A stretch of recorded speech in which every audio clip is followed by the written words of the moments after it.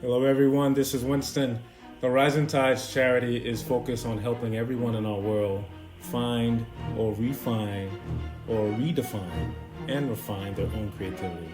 So today we have Nathalie Belfield, who's one of the most awesome people that I know of. She is such an inspiration to myself, and I'm sure to those that she works with and she knows.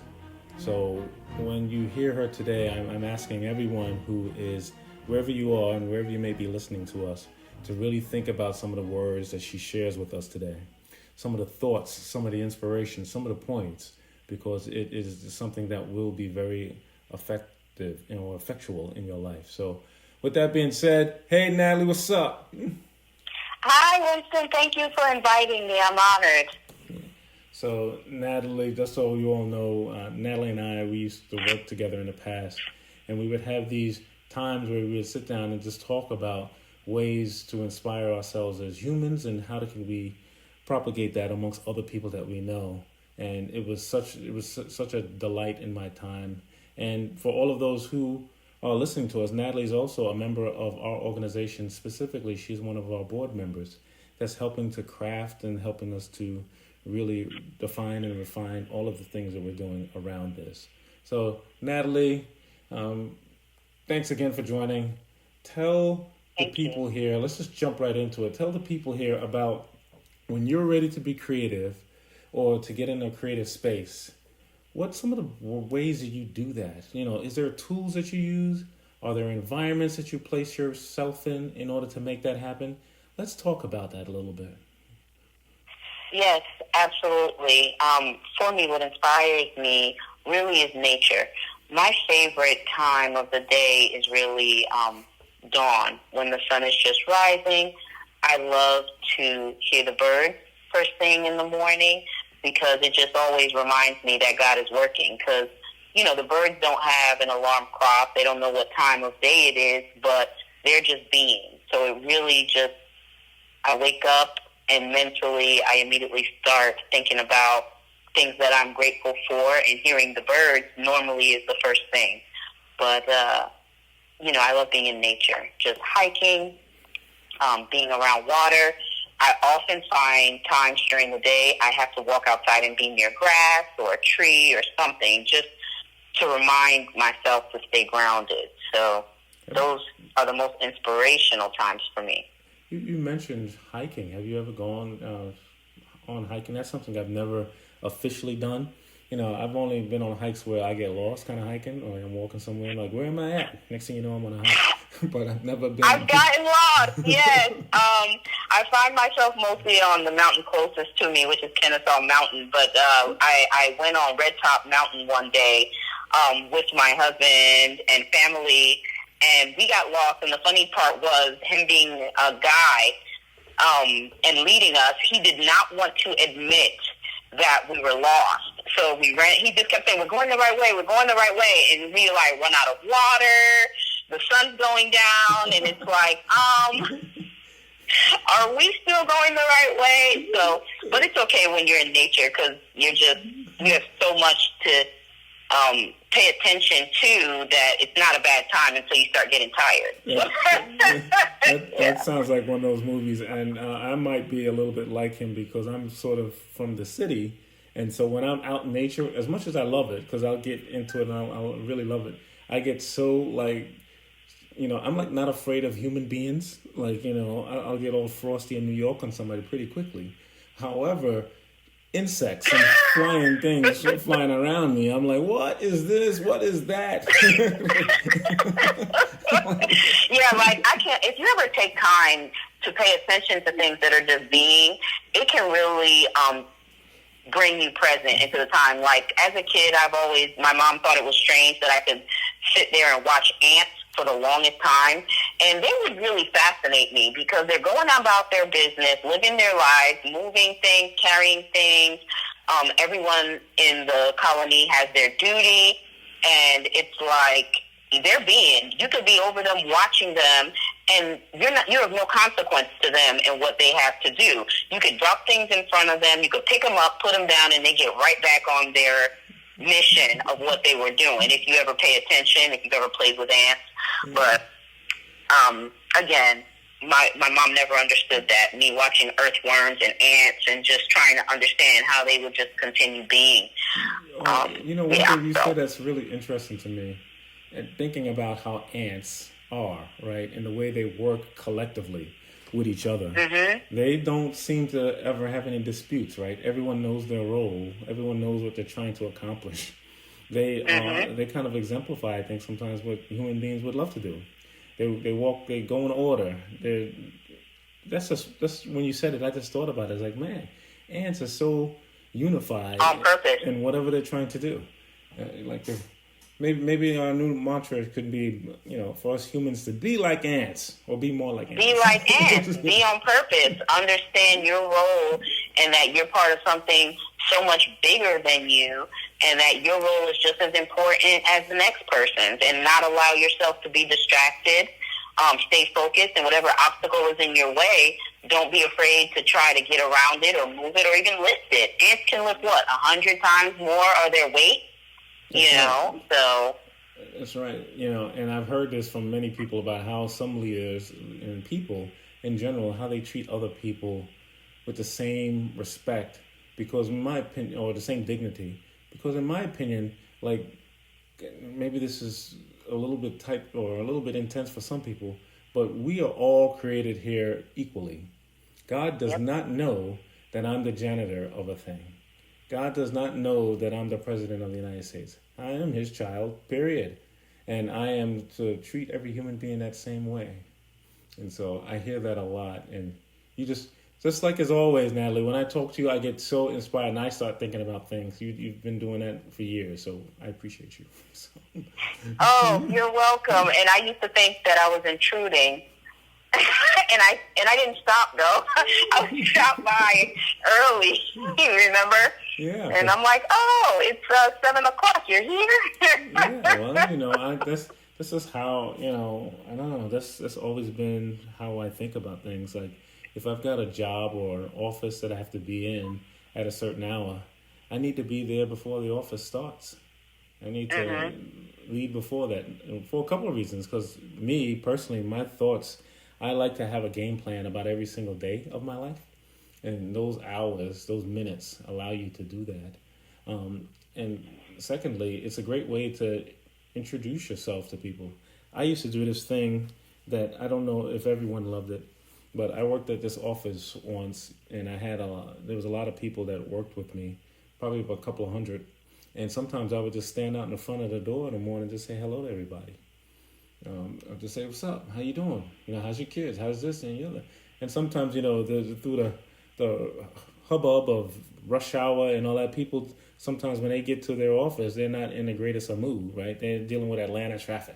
So they're like, I just had to run over this such and such or curse somebody out on the freeway. He's like, forget it. You're here now. Let's just have a great day. Let's just do what we got to do. So. And it's an intention, because the thing is, we're always creating, and we have no idea what we're creating, what seed we're planting, what impact we're having on anybody at any given time. And so many of us are unconscious in autopilot, living our past into our future, having anxieties about things that don't exist, or whether they were in the past or whether they're in the future, shaping ideas, thoughts, and perceptions of people, things, situations that haven't even happened yet, and creating blockages that don't need to exist. So what I find most unique for me about creating is just being open for myself at all times to the possibility of creating. And creating doesn't mean creating what I planned or what I expected. It's about being open to what I asked for and possibly what I need. And the thing is, if you have faith, it doesn't make sense to really ask God for anything, in my opinion, because God knows what you need, yeah? So really, it's just essentially being grateful for everything as it comes and just knowing that things are going to happen in the exact time and order. For instance, I'm finding that more and more, and I do plan to write a book, awesome. more and more, I find that there are things that I've created long ago that when they happen, it's about recognizing that I created them, good or bad. For instance, I can tell you that when I was a teenager, I used to nanny for these doctors who had two beautiful children, and it was in a home, a grand home that had two grand pianos, and the children at the time were 5 and 7, and they had to get up early to practice piano and had all types of tutors and things like that. And I remember thinking at that age of 16, I remember thinking, I would love to have a child that can play piano like this one day. Wow. And that stemmed from when I was a child and I wanted to play piano. I had a teacher that publicly insulted me and made me decide not to want to continue playing because I was too young to understand. I was too young to understand that I needed to persevere. So it was just a music inside of me that I let die. I let someone else kill it because I didn't understand. Nonetheless, I'm an adult. I have a daughter, and at age 3, this child, we discovered, can just play anything by ear. Isn't that amazing? And that is so amazing. She plays piano, trumpet, and French horn. Wow. So the transformation of something that happened in my youth, when I was young, I tried to play, and I was discouraged from an instructor, and I gave it up. I turned that light out. I became a nanny for children that let me know it could be a possibility, even if it wasn't for myself. And now I live in a home with a child that is musically gifted, that she didn't get it from her parents. You know, that is so it's just, yeah, I was just saying that is so beautiful what you shared there. And one of the things that you were just talking about that, like, it just kind of popped into my head was, like, when you talk about how a lot of us in our lives, we're kind of living our life like on rails. That's how it sounded to me, what you were sharing. Like, we don't even know that we're doing things. We're just in the motions. And one of the things I mentioned, at least initially in the podcast, is that we've got to break down those walls. And sometimes those walls aren't our walls. Sometimes those walls are our children's walls, or our friends' walls, or our family's walls. They're sometimes we've got to say, how do we help you be successful? It's so, I did not know that about your daughter, because I have a similar story about my son, where where I was a saxophonist, and then I gave it up for other things, and then he learned how to play 4 instruments when he got to my age. And you just don't know how that thing works. But one of the things I think is important to understand is that creativity that resides within us, it just never goes away. You know, you said something. Right. You said something about writing your book, and I can tell you right now, I don't know what the title is or what the content is, but I'm gonna be there at the book signing. I'll be one of the first people to buy it. It's going to be a phenomenal book. If I were to give it a title right now, the title would be "I Didn't Know What I Didn't Know That I Know," because the truth is we're just close to ourselves to see who we really are. And we're too close to ourselves to understand things that affect us into the future. So essentially, once we have a better understanding of, we can identify the things that keep us from being our true selves, then we can declare with confidence the things that we choose to create in the future without hesitancy of taking action, without fear of failure. Because the truth is, so many times we can be great, and the idea of the responsibility of being great is a fear that keeps you from taking action to begin with. So let me ask you this. Who are some of the people or the books or the environments or the situations that have helped you or helped to craft your own personal inspiration? Because from hearing you talk, it seems like this is your own view and your own vision of these things. But what were some of the things or some of the places you've heard that have helped you to craft that? It's actually amazing, my journey. As you know, Winston, we've talked about a lot of people that inspire me because, I love to read. So the first I would say is Dr. Wayne Dyer. He has amazing writings. One of the first things that I was introduced to when I learned about the possibility of creating was the 10 Secrets to Success and Inner Peace. So that was something that really moved me. There are so many. I want to say, naturally, the Law of Attraction with Esther Hicks, The Power of Now with Eckhart Tolle, and most recently, The Seat of the Soul by Gary Zukov. So there are so many. Zukov, and The Four Agreements by Don Miguel Ruiz. Those are just a few. That is one I've not read, The Four Agreements. I have to read that one. Yeah, The Four Agreements. And I know people might listen to this and say, the Bible, right? But, I do enjoy reading the Bible, and I do understand a lot of things come from the Bible. I'm a faithful person. However, in all our understanding, there's a desire to understand what inspired others. And oftentimes it all goes back to some spiritual belief, right? But it's just about being open, because everyone has their own filters of creativity. Yeah. And everyone was inspired by someone.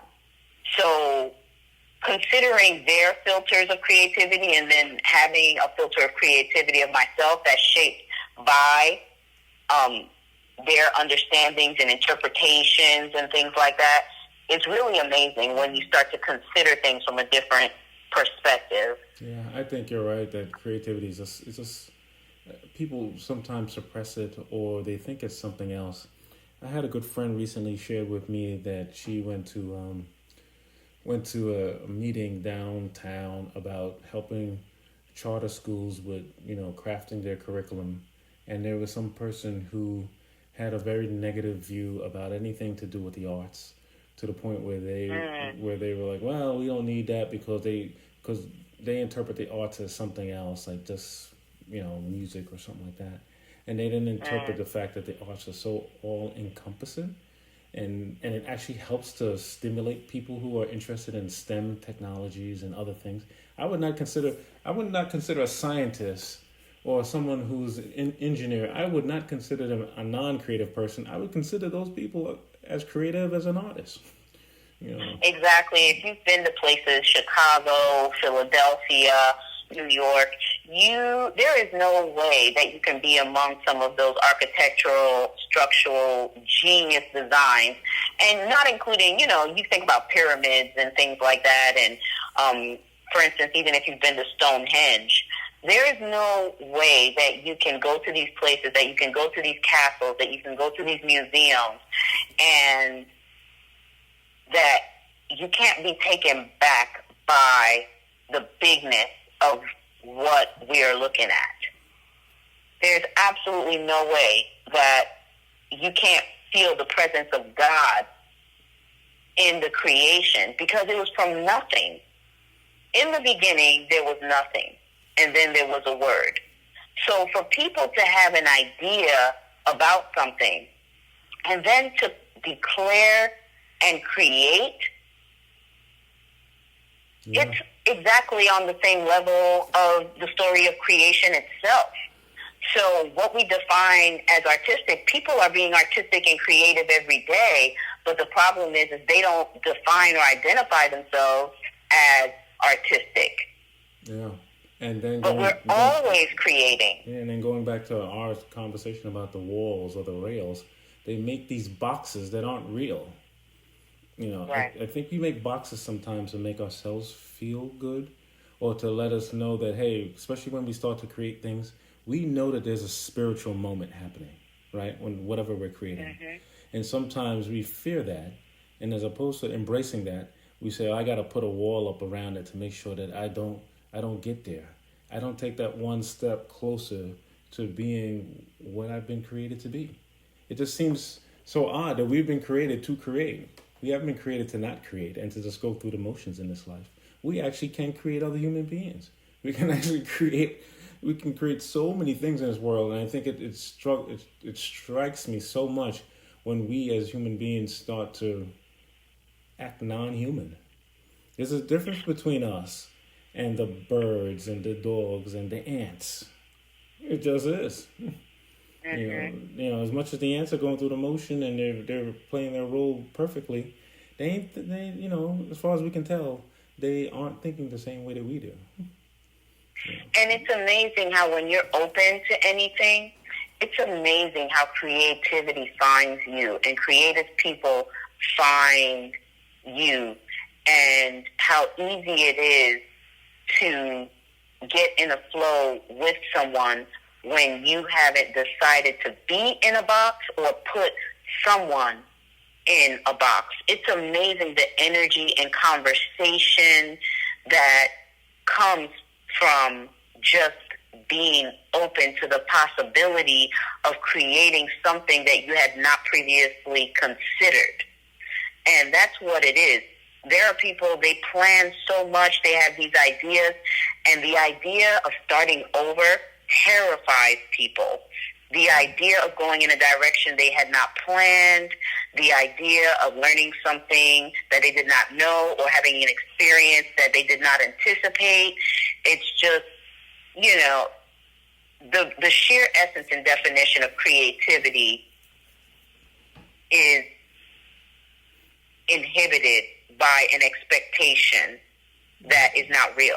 Yeah, I don't know if that makes sense. It does. One of the things that I hear from that is that sometimes we are afraid, or that fear stops us from being who we are, or we get to we get around third and we're almost home, and then fear cripples us from making that final thing or getting to that final place. I can tell you so many times where I've known someone who's done something creative, and they've either written a book or a play, or they've got some music, or they've done something else.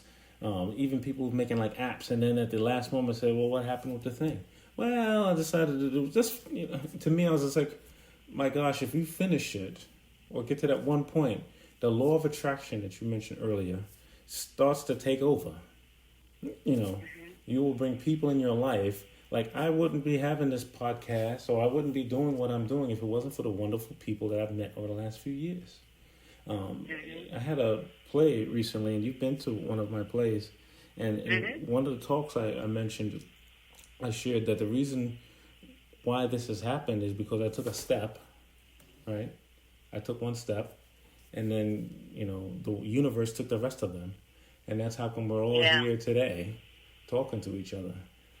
I think we live in a world, and sometimes this gets so blurred by all of the distractions that we have. We live in a world where you can actually do that.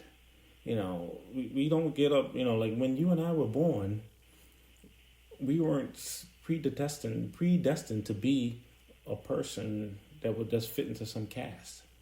And that's not like how it's been on this earth most of the history of it.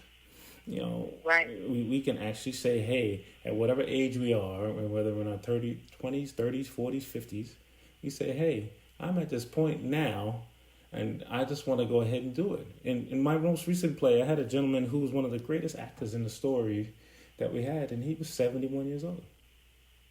It doesn't matter. You just start when you need to start. As always, you are so amazing. Nat, tell the people here that are listening, they might be listening the day of when this is published, or they might be listening 2 weeks or months after. If they are ready, or they say, let me take that step to find my creative voice and my creative purpose, what's one thing that they can consider or they can do to start that process? Well, I'm going to tell you that I recently had an experience because part of being creative is always being open to expanding and growing. So I recently participated in a personal transformation workshop called Landmark Forum that really helped a lot of people and myself to create new possibilities of being powerful and creative and authentic. And this is a process that allowed for clearing and integrity and authenticity to be truly released in a way that's authentic to us, because we are shaped so much by things that we did have no control over. For instance, you are born into a race, in a country, at a time, possibly with a religion, into a family, in an area with certain opportunities and socioeconomic classes that led you to certain educations that put you in certain circles, and all these things, many of which you had no control over, shape your perception and who you think you really are. But you ask a 5-year-old a question, tell me about the light in you. Tell me about light. And a 5-year-old will say, oh, the sun, the stars, you know. But you ask an adult, what do you think of when you think about light? And they may say a candle, a spark, a flame, a light bulb. It's almost as if as we gain experience, the possibility for creativity shifts and changes, and it gets smaller. It gets smaller. And really it's about living for today and being open to the possibility of creating and being big, being who you were put here to be. So I know I went completely possibly around the hemisphere with that, but it was just a recent experience that has really been helping me just change the way I see things. So that's something that's helping me recently. I just want to tell you thank you so much. Not just thank you for being on this podcast, but thank you so much for your friendship. Thank you so much for being an inspiration to me personally. Thank you for being a member of our board.